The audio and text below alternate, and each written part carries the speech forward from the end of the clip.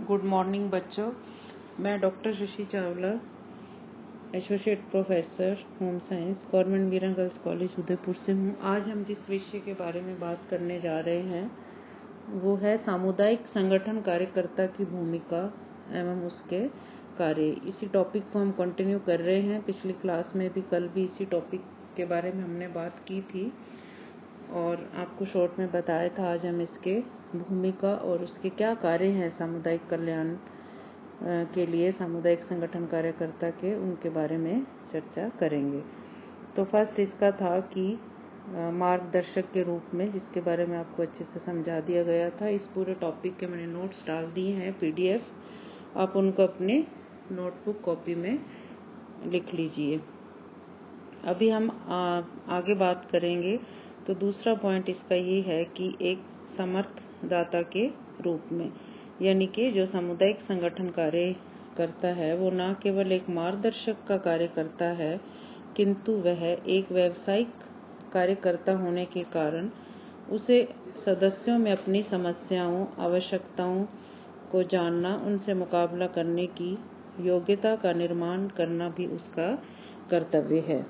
इस तरह से एक कुशल जो सामुदायिक संगठन कार्यकर्ता है वह पूरा सहयोग लेकर के बहुत सारे कार्य करता है, जो कि निम्नलिखित हैं।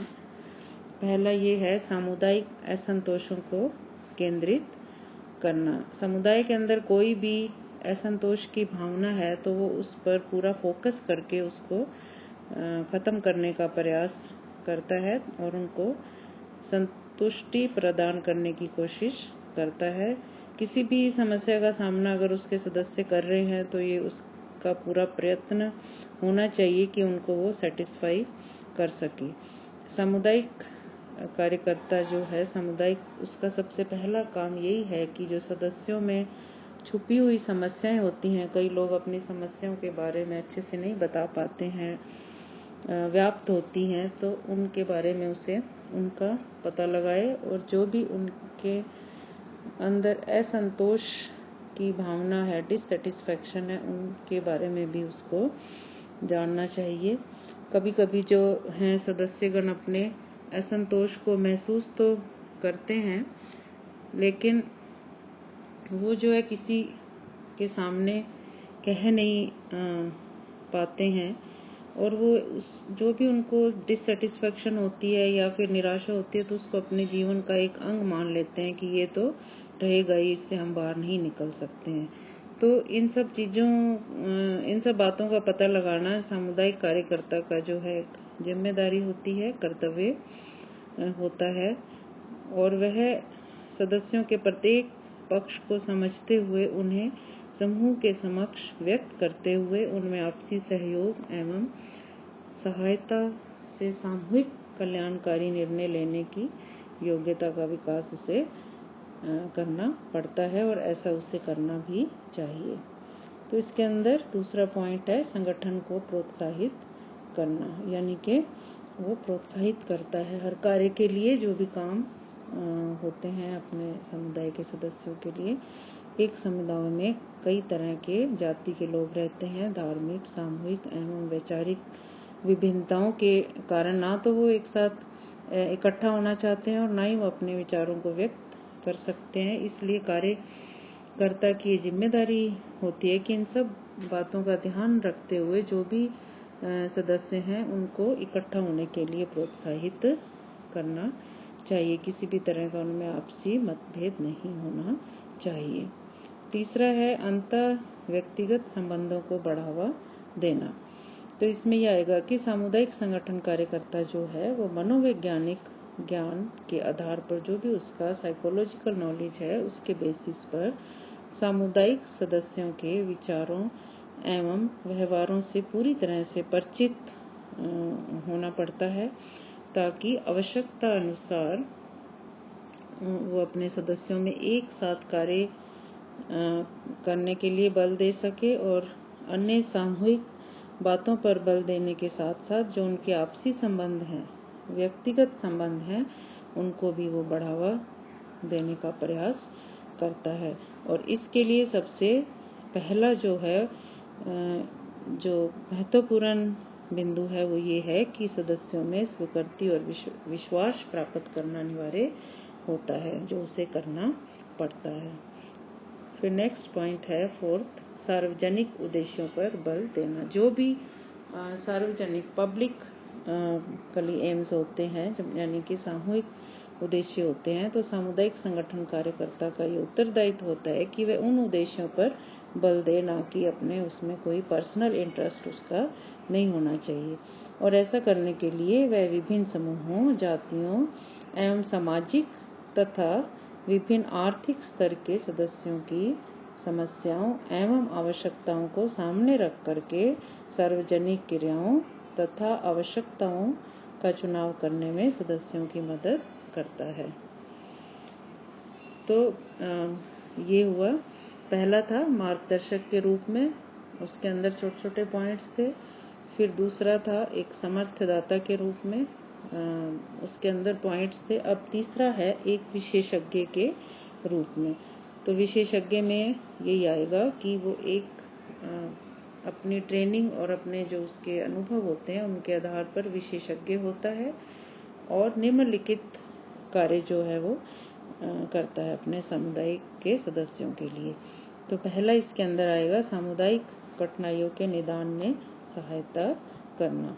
तो जो भी समस्याएं होती हैं समुदाय के अंदर, तो वह जो है एक विशेषज्ञ के रूप में उस जो भी उत्पन्न समस्याएं होती हैं या बुराइयों की जानकारी के साथ साथ अपने विशेष अध्ययन द्वारा उनको सुलझाने का प्रयास करता है, और उसमें जो भी समस्याएं विकसित हुई हैं उनके कारणों का पता लगाना चाहिए उसे, और कार्यकर्ता को सदस्यों में समस्याओं का निदान करने की योग्यता का वो विकास करता है, और ऐसा उसे करना चाहिए ताकि भविष्य में उत्पन्न समस्याओं का वो स्वयं निदान कर सकें।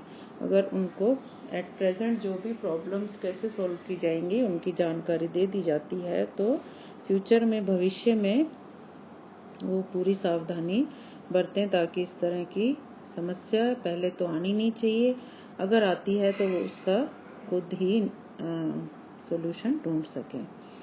फिर दूसरा है अनुसंधान की निपुणता प्रदान करना। तो कार्यकर्ता एक विशेषज्ञ के रूप में सदस्यों में स्वयं अध्ययन कार्य करने तथा अध्ययन नीति तैयार करने की योग्यता का विकास करता है, और इसके लिए सबसे पहले वह उनका अध्ययन करता है और फिर उन्हें आगे अपने सदस्यों को समझाने का प्रयास करता है।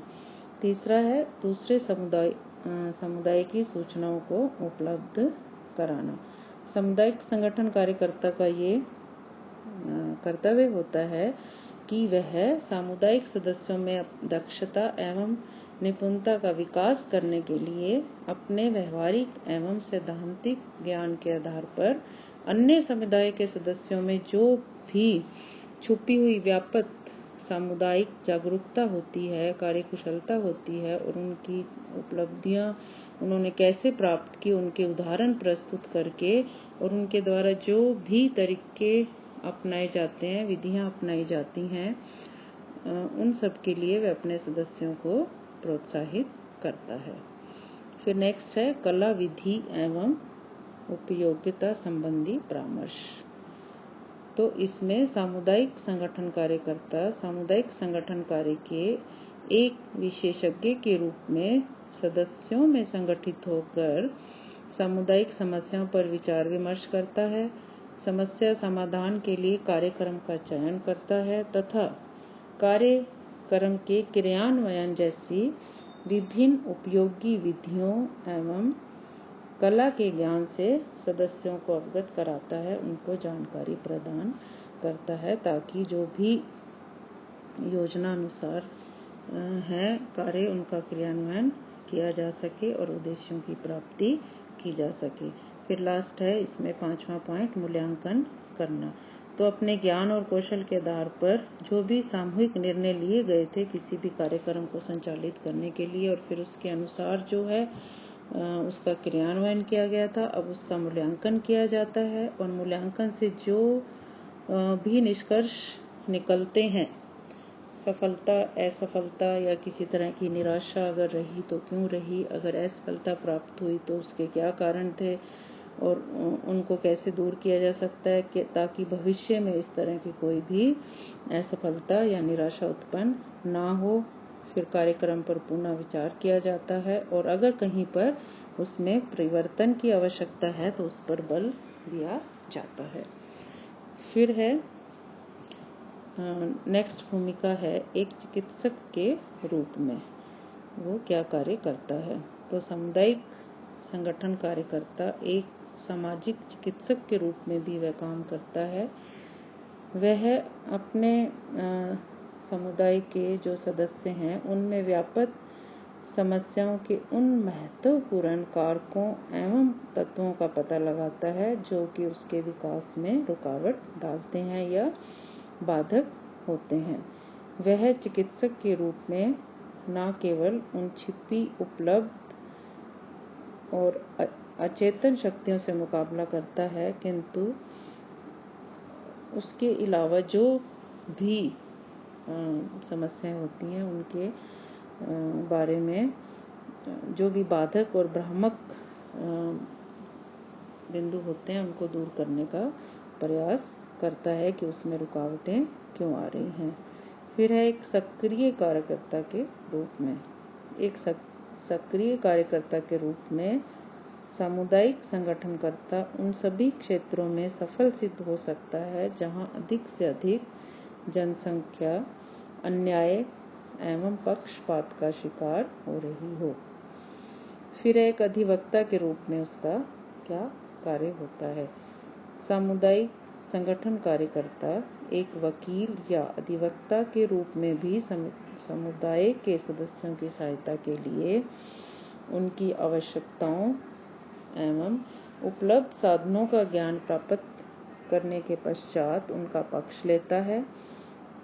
विभिन्न जिम्मेदार संस्थाओं एवं संगठनों के समक्ष अपने पक्ष को और जो भी उसके सदस्य होते हैं उनके पक्ष को रख करके उजागर करता है और उन पर किए गए अन्याय की आलोचना करता है।